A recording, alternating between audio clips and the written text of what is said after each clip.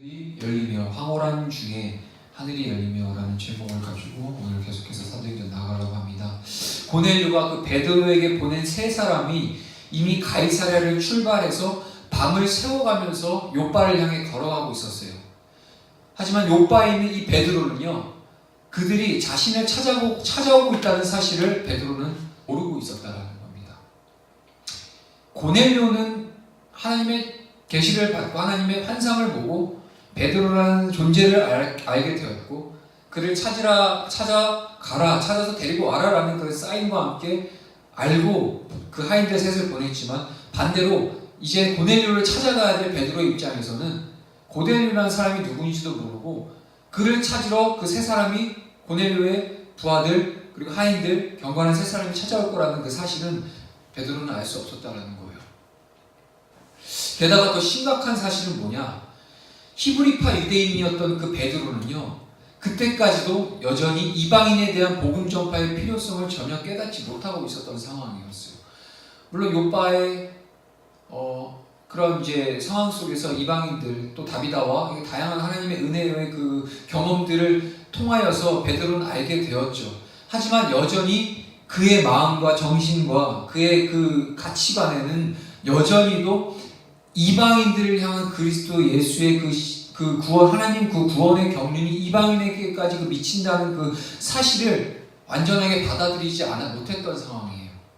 자, 그동안 베드로가 예루살렘을 넘어 여러 곳을 다니면서 복음을 전하기는 했지만, 그러나 그 대상은 모두 이스라엘 영 내에 있는 이스라엘인에게만 국한되어 있었던 상황이었다는 겁니다.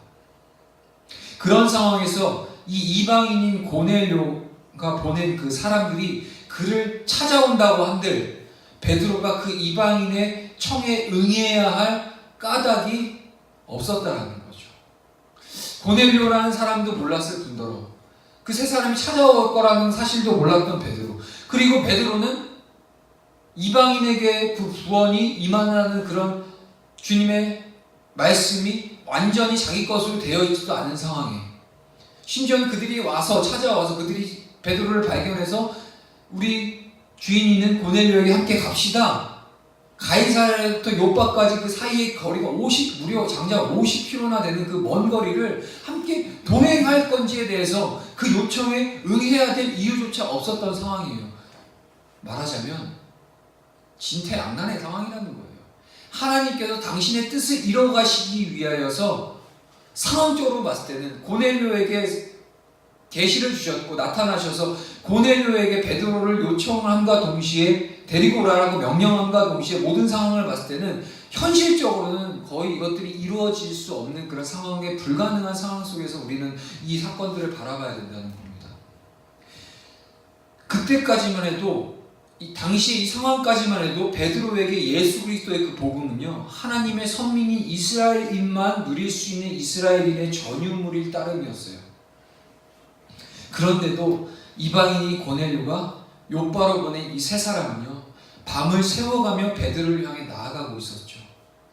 아무것도 모르고 있는, 자신들의 청함에 응하리라는 보장도 없는 베드로를 향해 이 무모한 세 사람의 여정이 시작되고 있었다는 겁니다.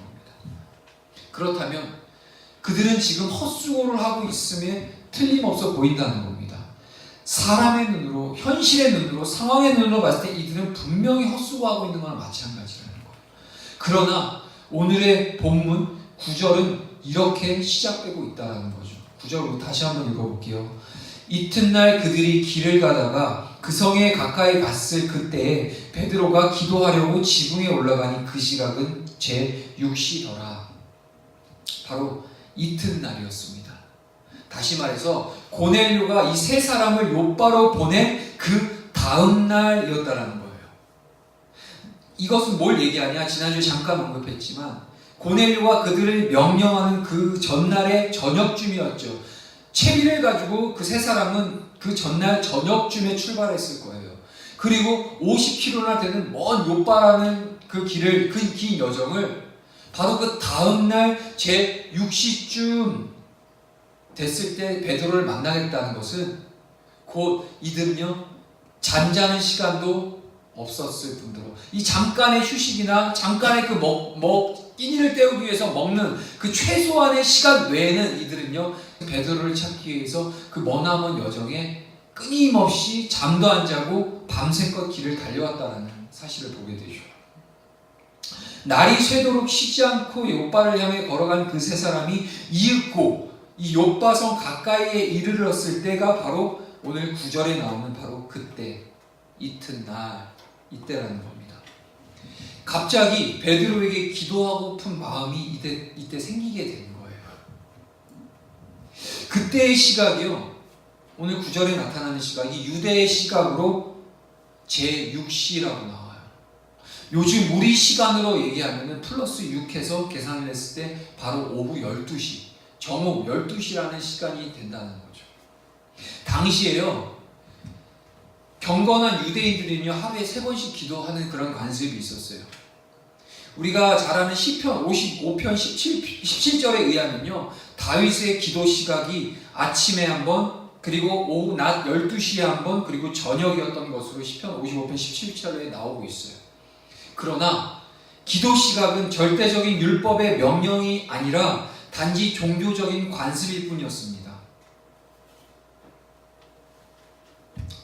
그래서 다윗 시대로부터 약 1000년, 1000년이라는 시간이 경과했을 때 로마의 역사가 요세푸스라는 사람이 유대인들의 그 기도 시각이 이른 아침과 오후 3시 그리고 황혼역이라는 기록을 유대 역사가 요세푸스는 그렇게 남기고 있어요. 다윗의 시편 55편에 기록되어 있는 하루에 3번 기도했었던 아침과 낮 12시와 그리고 저녁이라는 이 3번의 타임과 그리고 오늘 이 말씀의 본문에 나타난 이 배경의 그 다윗 시대와 이 배경의 그 간극은 약 1000년이라는 긴 시간이 있었다는 거예요. 근데요, 당시에 이 시대를 기록했었던 역사가의 증언에 의하면은 이 당시에 이 본문 안에서 이 시대의 유대인들이 관습처럼 기도했었던 시각은 이른 새벽, 그리고 오후 3시, 그리고 황혼역 이렇게 3번 기도했다는 거예요. 그건 뭘 말씀드리냐? 오늘 이 본문 9절에서 나오는 베드로가 기도하기 위해서 지붕에 올라가서 기도하기 위해서 올라간 그 상황 자체가 이 경건한 유대인들이 관습에 따라 올라가는 시간이 아니라 갑자기 불현듯 베드로에게 주어진 그 기도해야겠다라는 그 마음의 순종함으로 올라갔던 시간이라는 걸 알 수 있다는 얘기입니다.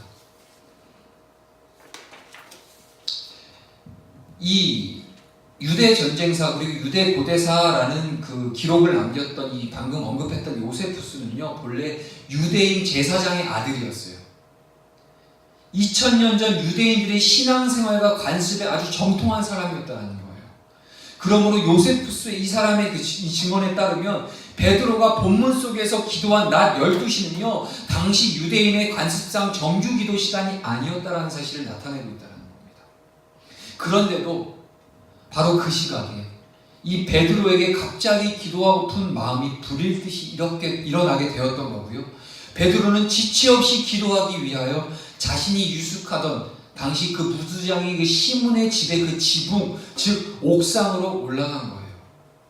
그리고 그곳에서 환상을 통해서 하나님의 음성을 들음으로 베드로는 이방인에 대해 갖고 있던 자신의 그 편견을 버릴 수 있게 되었고요. 자신을 찾아온 세 사람의 말을 듣고 자신을 청하는 고넬료의 요청을 수락하게 될 수 있었던 상황이 올 수 있더라는 거죠. 그 베드로가 원래 정해져 있는 유대인들의 관습에 따라서 올라간 것이 아니라 하나님께서 주신 기도하길 원했었던 베드로에게 기도하라고 주셨던 그 마음, 바로 그 하나님이 주신 마음이라고 저는 보고 있습니다.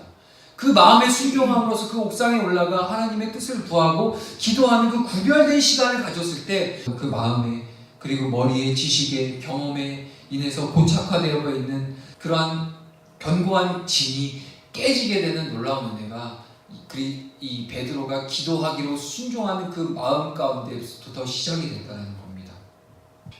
만약에 이때 베드로에게 만약에 기도하고픈 마음이 일지 않았다면, 그리고 기도하고픈 마음이 일어났다라고 하더라도 실제로 기도하지는 않았다라고 하면 또는 기도했더라도 만약에 환상을 보지 못했다라고 한다면, 또한 환상을 보았더라도 그 환상이 무엇을 의미하는지 일깨워 주시는 그 하나님의 음성을 듣지 못했다라고 한다면, 이 베드로가 일면식도 없는 이방인 고넬료의 청을 아무런 스스럼 없이 수락하지는 않았을 것이라는 이야기입니다. 하나님의 그 놀라우신 하나님의 그 주권적인 섭리 아래서 베드로는 단순히 하나님께서 하실 거야의 차원이 아니었다라는 거예요. 하나님께서 하시는 그 절대적인 그 하나님의 주권과 그 경륜을 이뤄가시기 위해서는 무엇을 통해서 일하시냐? 바로 하나님의 거룩한 성도들의 순종을 통해서 일하신다라는 거예요. 주님이 주셨던 그 마음의 순종함으로 기도하기 위해서 옥상을 올라간다. 그리고 그 옥상에서 기도하는 동시에 주님께서 주시는 그 환상 속에서 그것들을 인정하고 내가 그것들을 받아들이고 자신의 역할을 충실함에 있어서 하나님께서 그 모든 것들을 합력하여서 당신의 뜻을 이루고자 하시는 그 뜻을 오늘 본문에서 보고 있다는 겁니다. 그렇다면 우리는 그 모든 배후에서 치밀하게 역사하신 하나님 우리는 만나게 될 수 있다는 거예요. 가이사랴에 있는 이 고넬료에게 욥바의 이 체류 중인 베드로를 청하라 명령하신 그 하나님께서는요, 고넬료가 베드로에게 보낸 그 세 사람이 베드로를 만나기도 전에 이미 베드로가 고넬료의 청을 수락할 수밖에 없도록 미리 하나님께서 역사해 놓으셨다는 거예요. 우리는 두려워해요. 하나님의 말씀과 진리를 선포해야 되고 그리스도의 생명의 그 복음의 그 그리스도의 도를 전함에 있어서 우리는 미리 그들의 그런 태도와 그들로부터 나에게 돌아오게 될 그런 핍박들, 이것들을 미리 겁먹고 나서 우리는 거기서 소극적인 자세를 취하고 있는 우리의 모습을 볼 수가 있다는 거예요. 하지만 오늘 적어도 오늘 우리에게 주신 이 본문에서 봤을 때 하나님의 놀라우신 역사는 그 고넬료의 간청을 받고 이 고넬료가 누군지도 모르고 그 사람이 어떤 사람이 심지어는 이방인이에요. 구별돼야 되는데 이방인들랑 상종도 말아야 될 그런 유대인이 갖고 있는 관습에 사로잡혀 있었던 그 베드로의 입장에서는요, 사실 그 먼 가이사랴까지 그 로마인들이 집결되어 있는 가이사랴까지 가는 것에 대한 상당히 큰 모험이 필요했었던 베드로였다는 거예요. 생판 알지도 못하는 세 사람이 와서 갑자기 저희 주인이 찾으니까 같이 가시죠라고 하기에는 당장에 거절할 수도 있는 그러한 상황이 다분했었던 상황 속에서 미리 하나님께서는 베드로에게 기도할 수 있는 마음을 허락해 주셨고, 그 기도의 마음에 순종하며 올라간 그 베드로에게 환상을 보여주셨고, 그 환상 한 번도 아니고 똑같은 환상 세 번이나 보여주심으로써 하나님의 그 이방인을 향한 하나님의 그리스도의 복음이 이제는 왕성하게 이제 당신의 그리스도의 제자들을 통해서 선포되어지는 그 하나님의 놀라운 그 경륜의 역사를 시작하기 위해서 하나님 미리 준비해 놓고 계셨다는 겁니다. 고넬료를 위한 하나님의 역사는 그 하루에 단 하루에 그치지 않았어요. 우리 이 오늘 본문 그리고 지난주에 나왔던 우리가 함께 나눴던 이 본문들을 자세히 들여다보면요, 고넬료 그 한 사람 이방인의 그 대표격 되는 이방인의 그 첫 성령의 충만한 역사를 사도행전 가운데 기록해 놓기 위해서 하나님의 놀라운 역사를 이뤄내시는 이 고넬료라는 한 사람, 이를 통한 하나님의 역사는요, 단 하루에 그치지 않고요, 이튿날에도, 그리고 그 이튿날에도, 또 나아가 더 이튿날에 그 이튿날에도 계속 하나님의 역사는 이어졌음을 오늘 본문은 강조하고 있다는 겁니다. 하나님께서는 당신을 믿는 우리의 이튿날, 다시 말해 우리의 미래를 하나님께서는 책임져 주시는 분이심을 우리의 심령에 각인시켜 주시기 위하여서 오늘 이 본문을 우리에게 주셨다는 거죠. 아멘. 먼저 하나님의 그 놀라우신 하나님의 뜻과 친히 준비해 놓으신 그 하나님의 놀라운 그 은혜를 우리는 맛보기 전에, 먼저 그 은혜에 앞서서 그 은혜에 맛보기 전에 먼저 우리에게 믿음을 요구하고 계신다는 거죠. 그 믿음을 요구하실 때 근거 없이 우리에게 그냥 무조건 믿어라가 아니라 바로 오늘 우리에게 주셨던 이 말씀의 이 본문에 이 믿음의 선진들 또한 동일하게 경험했었던 이 상황, 믿음의 선진들을 통해서 이뤄갔던 모든 과정들을 성경에 기록해 주심으로써 오늘날 우리 그리스도인들이 살아낼 때 믿음의 눈을 들어서 이제 하나님의 행하신 놀라운 일들을 이제 우리가 맛봐야 될 때 우리에게 역시나 말씀을 통해서 우리에게 더 큰 믿음을 허락해 주시고 있다는 거예요. 계속해서 우리를 말씀을 통해서 우리의 믿음을 흔들어주고 계신다는 겁니다. 잠식하고 있고 잠자고 있었던 우리의 이 믿음, 아니 믿음이라고 얘기할 수 없죠. 이 불신앙을 계속해서 하나님의 말씀과 진리는 우리를 흔들어내고 계신다는 겁니다. 우리가 성경을 읽고 배우며 또 익히는 이유가 뭐가 있나요? 단 한 가지예요. 바로 내가 오늘 이전의 성경 2000년 전, 3000년 전, 4000년 전 그때의 역사로서 끝나는 것이 아니라 바로 오늘 이 순간 지금 오늘 하나님의 말씀을 믿어 나의 삶을 하나님께 의탁할 때 수천 년 전 성경 속에서 역사하셨던 하나님께서 바로 오늘 이 순간 나의 이튿날 그리고 나의 내일 나의 이튿날의 이튿날 나의 미래에도 나를 동일한 하나님께서는 책임져 주시고 나를 위해 역사해 주실 것을 확신하는 믿음으로 우리는 오늘날 성경을 읽고 배우고 익히고 있다는 겁니다. 하나님은요 결코 과거만의 하나님이거나 성경의 역사 속에서 갇혀 계시는 분이 아니라는 말씀이에요. 내가 오늘 하나님과 동행할 때 과거의 천지를 창조하신 하나님께서 나의 이튿날 그날을 새롭게 창조해 주시고 계시다는 겁니다. 어제는 대단히 중요하죠. 그리고 오늘은 더 중요합니다. 그러나 과연 내일이 없다면 어제와 오늘의 가치는 상실될 수밖에 없겠죠. 어제와 오늘이 가치로운 것은 어제는 오늘의 바탕이 되고 오늘은 내일의 관문인 까닭이기 때문입니다. 어저께 믿었던 나의 모습이 오늘의 믿음 앞에 주님 앞에 믿음으로 서 있는 나의 모습을 존재케 하는 거고요. 바로 오늘 이 순간 내가 하나님의 성경의 이 진리의 말씀 앞에 온전히 서서 하나님 그대로 우리가 직면하고 바라볼 수 있는 오늘 이 순간의 이 믿음이 결국은 내일 내가 믿음으로 하나님 앞에 서 있을 수 있는 그런 근간이 될 수 있다는 거죠. 어제가 없이는 오늘이 없고요. 오늘이 없이는 내일도 없다는 겁니다. 어제도 오늘도 내일과 연결이 될 때야만이 비로소 진정한 믿음의 값어치를 지니게 되게 된다는 거죠. 그리스도인의 어제와 오늘이 가치로운 것은요, 그 이유는 그것이 하나님께서 주시는 내일과 이어지기 때문이라는 사실입니다. 우리 주님은 어떤 분이시죠? 우리 성도 그리스도인들의 어제가 중요하고 오늘이 또한 중요하며 또한 내일을 기대함으로써 우리가 살아갈 때 있어서 이 시간과 공간과 이 상황을 그 어떤 것도 영향받지 아니하시고 어제도 계시고 오늘도 계시며 장차 오실 그 주님의 그 전능하신 그 성품을 닮아 우리가 그것을 믿고 오늘을 살아가고 나아가 이제는 장차 주님께서 다스리실 그날을 우리가 소망하며 바라볼 수 있는 것이 바로 오늘 우리가 하나님 앞에 경건함으로 서 있기 때문에 그날을 바라볼 수 있다는 거죠. 그것은 바로 주님께서 당신의 성품이 바로 계시록 4장 8절에서 이렇게 이야기하고 계시기 때문입니다. 함께 읽도록 하겠습니다. 시작. 내 생물은 각각 6 날개를 가졌고 그 안과 주위에는 눈들이 가득하더라. 그들이 밤낮 쉬지 않고 이르기를 거룩하다 거룩하다 거룩하다 주 하나님 곧 전능하신 이여 전에도 계셨고 이제도 계시고 장차 오실 이시라 하고. 아멘.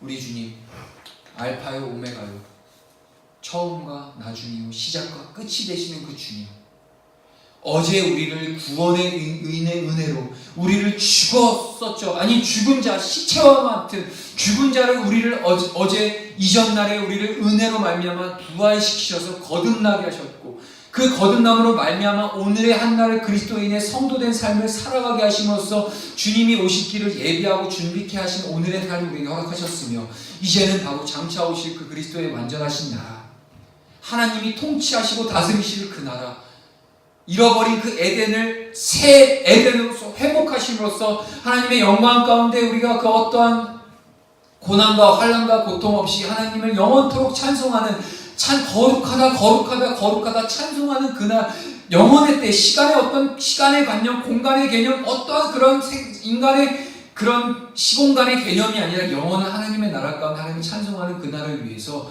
바로 어제 우리를 부르셨고 오늘날 우리가 부르신 바대로 살아가게 하시며 이제는 장차 오실 그 주님을 준비하게 만드시는 하나님의 놀라우신 그 하나님의 경륜이 오늘 우리에게 지금 계속해서 말씀을 통해 선포하고 계신다는 겁니다. 하나님은 시간과 공간을 초월하심으로 당신의 뜻을 이루어 가시는 분이십니다. 우리의 짧은 지식과 경험들로 전능하신 하나님을 제한하고 단정짓는 것은 매우 어리석은 일이라는 거예요. 베드로가 어땠나요? 그리스도 예수의 수제자였죠. 그리고 사도행전 2장에 우리가 봐서 알지만 약속하신 성령을 분명히 받았고 성령의 능력은 수천 명을 복음으로 돌아오게 만드는 놀라운 역사, 그리고 죽은 자를 살리는 놀라운 역사를 행했었던 놀라운 그리스도의 사도로서의 베드로. 하지만 여전히 오늘 본문의 이 상황 전까지만 해도 여전히 베드로는요, 그가 갖고 있었던 그 신앙이 자리 잡고 있었다는 거예요. 이방인들에게 어떻게 구원이 있을 수가 있냐는 거죠. 물론 다비다와 같은 불특정 다수의 그런 몇몇의 사람들에게 임했던 하나님의 놀라운 역사를 눈으로 봤기 때문에 그것만큼은 내가 부인할 수 없겠지만, 하나님의 구원의 역사가 이방인 모든 열방까지 것들의 구원의 역사가 이어가고자 하는 그 놀라운 하나님의 경륜은 이때까지만 해도 베드로에게 있어서는 그 견고한 진리, 그것을 인정할 수 없었다는 거예요. 오죽하면 주님께서 그 환상을 똑같은 환상을 3번이나 보여주시면서, 아니 내가 거룩하다고 하는데 도대체 너가 왜 자꾸 왜 그거 부정하다고 하냐, 얼마나 답답하셨을 거라는 얘기예요.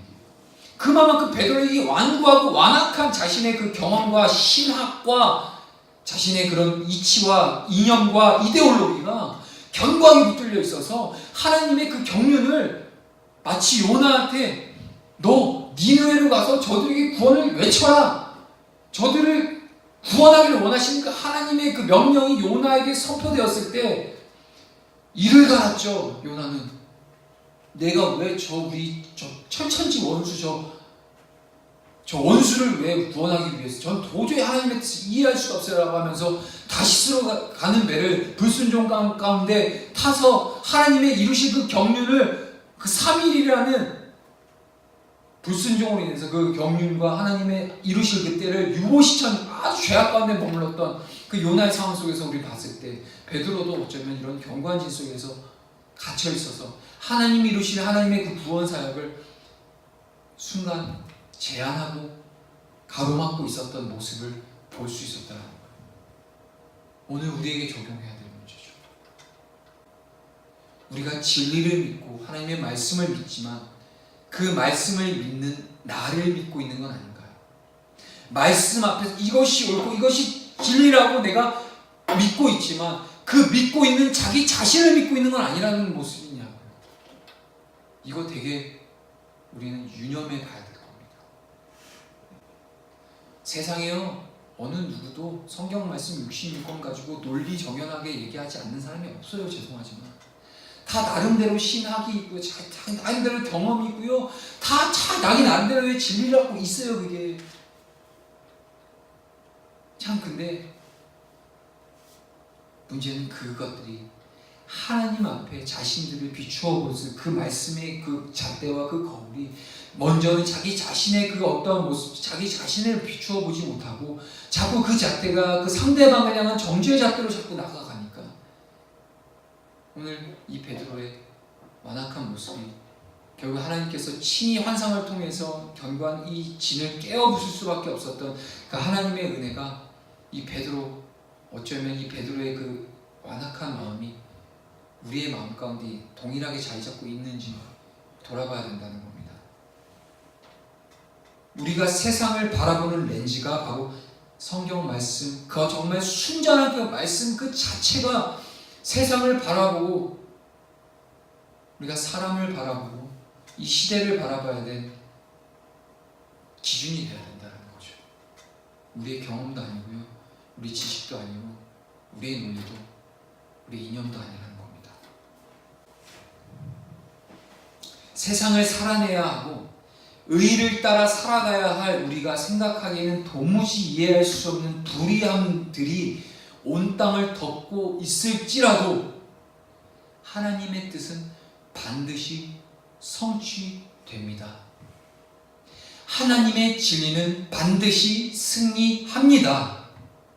하나님의 나라는 반드시 견고하게 서게 됩니다. 우리가 믿는 유일하신 한 분 하나님, 그는 세상의 그 어떤 대단한 나라들의 계획을 폐하시는 분이시고요, 민족들의 사상을 무효하게 하시는 전능하신 분이시라고 말씀에서 분명히 자신을 나타내고 계신다는 것이기 때문이에요. 그러한 그분이 곧 오신다고 하십니다. 장차 세상을 심판하실 것이고요, 다스리실 것이며 영원한 그 하나님의 나라로 친히 통치해 가실 그 예수 그리스도께서 곧 오실 것이라는 겁니다. 시편 33편 10절에 이렇게 고백합니다. 함께 읽겠습니다. 시작. 여호와께서 나라들의 계획을 폐하시며 민족들의 사상을 무효하게 하시도다. 헛된 사상들, 헛된 나라의 계획들 다 무효케 하시고요, 폐하실 것이라고 약속하고 계십니다. 우리 안에 여전히 깨지지 않고 화석화되어서 딱딱하게 굳은 마음을 주님은 제하여 주시길 원하세요. 그 주님께서 오늘도 한 걸음 주님 앞에 나아가는, 그 주님 앞에 겸손하게 한 걸음 한 걸음 나아가길 원하는 우리 모두가 되어질 수 있기를 소망할 뿐입니다. 지식이 아니고 경험도 아니고 우리가 갖고 있는 가치와 이념과 사상도 아니에요. 하나님의 뜻은요, 하나님이 행하시는 일은 저와 여러분들 한 사람의 어떤 순종과 헌신을 통해서 그것들로만 이뤄나가시는 분이 아니고요, 말 못하는 미물, 생명 없는, 호흡 없는, 영혼 없는 저 바위덩어리 하나를 움직이셔서 세상을 바꿔나가실 수 있으신 분이시고요, 저 말 못하는 미물인 저 당나귀 한 마리를 사용하셔서 당신의 뜻을 이뤄나가실 수 있는 얼마든지 가능하시는 전능하신 그 하나님 앞에 우리가 서 있다는 것을 기억해야 된다는 겁니다. 오늘날 우리가 안절부절하지 못하고 이 시대를 바라보고 우리가 의인으로서 칭함받았어, 이제는 그리스도의 뜻을 받고 우리 뜻대로 살아가길 작정하는 이 한 사람 한 사람들의 삶 속에서, 이 한 날 한 날의 한 날 속에서 이해되지 않는 세상의 불의함과 나에게 찾아오고 당면에 있는, 내 앞에 당면에 있는 모든 문제들 앞에 주저하고 여전히 믿음 없는 모습으로 서 있는 우리의 모습이 보이지 않냐는 거죠. 근데 먼저 우리에게 요구하시는 것은요, 그 주님, 세상이 변하고 천지 만물은 변할지라도 하나님의 말씀과 진리는 영원히 견고하게 설 것이라는 그 하나님의 말씀, 그 주님이 우리를 이끌어 가실 수 있도록 우리는 그 주님의 말씀 앞에 겸손하게 낮아지고 더 낮아져서 오늘 한날을 하나님의 영광을 위해, 하나님을 경외하며 하나님을 경배하며 하나님을 찬송하는 경배 예배자의 모습으로 오늘 하루 우리를 바라보시길 원하신다는 것을 기억할 수 있길 간절히 소망합니다. 이 어제의 오늘과 어제의 나의 모습을 바꾸어 주셔서 오늘 우리에게 예배자로 오늘 한날을 허락하여서 세워주셨고, 이제는 그 예배자의 선신과 순종과 이제는 하나님의 나라를 소망하는, 하나님의 길을 예비하고 주의 오실 길을 증거하고 예비하는 자의 그 경건한 자들의 삶을 통해서 주님의 당신의 나라를 세워가실 것, 어떠한 나라들의 대단한 강대국들의 나라들을, 계획들을 폐하실 것이고, 그 민족들이 단단하게 견고하게 붙고 있는 그 사상들을 무효하게 하실 그 주님의 통치하심을 우리는 믿고 오늘도 승리자로, 그리고 다시 오실, 반드시 오셔서 이 땅에 불의한 자들을 심판하시고 하나님의 권속, 하나님의 백성들, 거룩한 그 구별된 성도들 향해서 친히 잔치를, 원수의 목전에서 상을 베풀어 주실 그 하나님의 놀라운 은혜를 오늘도 우리가 소망하고 우리 영혼 가운데 담아낼 수 있는 이 한날을 주님 앞에 올려드릴 수 있기를 간절히 소망합니다. 기도하겠습니다.